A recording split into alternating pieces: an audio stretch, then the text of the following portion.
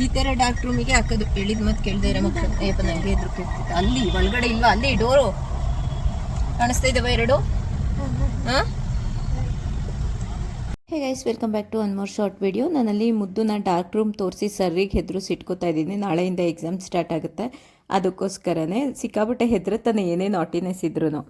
ಸುತ್ತಮುತ್ತ ಮರಳಾಕಿದಾರಲ್ಲ ಮನೆ ಕಟ್ಟಕ್ಕೆ, ಅದರಲ್ಲಿ ಆಟಾಡಕ್ಕೆ ಹೋಗಿ ಎಲ್ಲ ಬಟ್ಟೆಗಳನ್ನೂ ಹಾಳು ಮಾಡ್ಕೊಂಬಂದ್ಬಿಟ್ಟಿದ್ದ.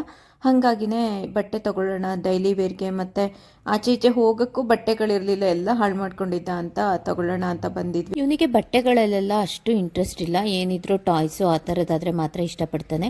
ಅದಕ್ಕೆ ಅವ್ರ ಅಕ್ಕನೇ ಅವನಿಗೆ ಯಾವ್ದು ಚೆನ್ನಾಗಿ ಕಾಣುತ್ತೆ ಅಂತ ನೋಡಿ ಸೆಲೆಕ್ಟ್ ಮಾಡಿ ಕೊಡ್ತಾ ಇದ್ಲು. ಅವರಪ್ಪ ಹಾಕ್ಸಿ ನೋಡ್ತಾ ಇದ್ರು ಅದನ್ನೇ. ಅಮ್ಮಗೆ ಅವರಪ್ಪ ನೋ ಅಂತ ಹೇಳಲ್ಲ ಅಂತ ಗೊತ್ತು. ಅದಕ್ಕೆ ಇದೇ ಗ್ಯಾಪಲ್ಲೇ ಅವಳು ತುಂಬ ಬಟ್ಟೆಗಳನ್ನ ತೊಗೊಬಿಟ್ಟಿದ್ದಾಳೆ. ಅದಕ್ಕೆ ನೋಡಿ ಅಲ್ಲಿ ನುಲಿತಾ ಇರೋದು.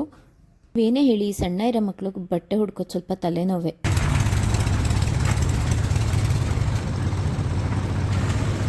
ನೋಡಿ ಇಲ್ಲಿ ಈ ಸೌಂಡಿಗೆ ನನಗೆ ಮೋಟಿವೇಶನ್ನೇ ಹೋಗ್ಬಿಡ್ತು ಲಾಂಗ್ ವಿಡಿಯೋ ಮಾಡೋದು. ಅದಕ್ಕೆ ಸುಮ್ಮನೆ ಕುತ್ಕೊಂಡ್ಬಿಟ್ಟೆ. ಮನೆಗೆ ಬಂದು ಎಲ್ಲ ಕ್ಲೀನ್ ಮಾಡಿ